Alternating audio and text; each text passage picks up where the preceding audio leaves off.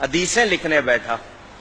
پہلی مرتبہ اس موقع پہ میں نے وہ حدیث پڑھی, اتفاق سے اس سے پہلے میری نظر سے نہیں گزری تھی. موسیٰ علیہ السلام کی روایت ہے, اس میں سب سے بڑا گناہ کیا ہے؟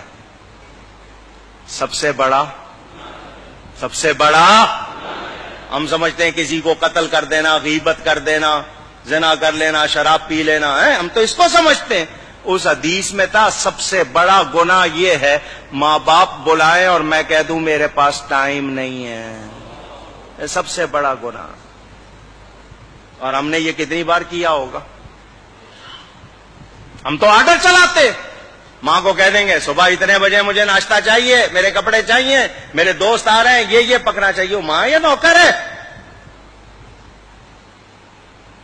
اگر باپ آپ کی کو کرے تو آپ کہتے تو نے کیا کیا, تیرے باپ نے بھی تو تیرے ساتھ کیا تھا. یوں آگے بات کرتے.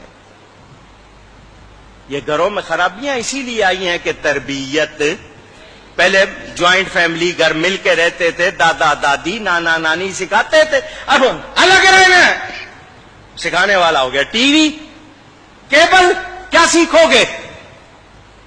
ماں باپ جیسی کوئی نعمت اگر ناراض کیا ہے تو کبھی کامیاب نہیں ہوو گے. اکثر لوگ آتے ہیں, مولانا صاحب بندش ہو گئی, کاروبار نہیں چل رہا. میں کہا جاؤ ماں باپ کو راضی کرو, اور جن کے ماں باپ دعائیں کرنے والے ہوں وہ کبھی پیچھے نہیں رہتے, وہ کبھی پیچھے. اگر ان کو ناراض کیا ان کو نیکی کر کے ان کو راضی کرو, دیکھو کاروبار چمک اٹھے گا. لیکن آپ ان کو ناراض کر کے سمجھ رہے ہو نہیں میں نے صحیح کیا تھا, پھر کچھ ملنے والا نہیں. حضور صلی اللہ علیہ وسلم کا ارشاد بیہقی شریف میں حدیث موجود, فرمایا میں عشاء کی نماز پڑھ رہا ہوتا, میری ماں میرا نام لے کر بلاتی, میں نماز چھوڑ کر ماں کے پاس جاتا. کتنا بڑا پیغام میرے آپ کے لیے. موسیٰ علیہ السلام مزاج میں تیزی تھی, اونچی بول لیتے تھے. جب جاتے تھے کوہ طور پر کلام کرنے, ماں پیچھے مصلی بچھا لیتی تھی. یا اللہ میرے موسیٰ کے مزاج میں تیزی ہے, بات کرتے ہوئے آواز اونچی ہو جائے تو معاف کر دینا. نبی تھے وہ, معصوم. ماں ہوتی ہے, دعا کر رہی ہے, ماں کا انتقال ہو گیا. موسیٰ علیہ السلام طور پر گئے, غیب سے آواز آئی آج ذرا ہوش سے بات کرنا, پیچھے دعا کرنے والی نہیں بیٹھی. اب پہچانو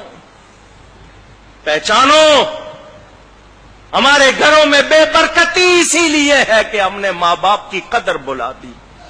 مگر ماں باپ بھی بڑے عجیب ہو گئے, انہوں نے اولاد کے حقوق نہیں پہچانے. آرڈر دیتے ہیں یا مارتے ہیں یا سختی کرتے ہیں یا ان کی جو ضروریات پوری نہیں کرتے, تربیت نہیں کرتے. دونوں کو ٹھیک ہونا پڑے گا. اولاد پر ماں باپ کے 6-7 حق ہیں, ماں باپ پر اولاد کے 80 سے زیادہ حقوق ہے. پتہ سیکھتے نہیں. میری پوری تقریر اس موضوع پر بھی ہے, اس کی بھی ریکارڈنگ ہے, دیکھ لینا, سن لینا. پہچانو, کوشش کرو, اپنے معاشرے کو ٹھیک کرو. جہاں ماں باپ کی قدر نہیں ہوگی وہاں برکت.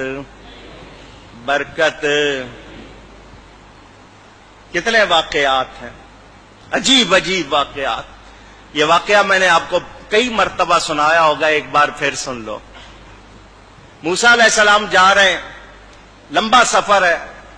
اللہ نے فرمایا موسیٰ پیدل سفر کر لو گے یا سواری چاہیے؟ یا اللہ سواری مل جائے تو آسانی ہوگی. فرمایا یہاں ہمارا ایک بندہ ہے, جاؤ اس کے پاس, وہ تمہارے لیے سواری کا انتظام کرے گا. موسیٰ علیہ السلام چلے گئے ان کے پاس. وہ بندہ نبی نہیں تھا, اللہ والا تھا. فرمایا میں اللہ کا نبی موسیٰ علیہ السلام. اس نے قدر کی, عزت کی. حکم.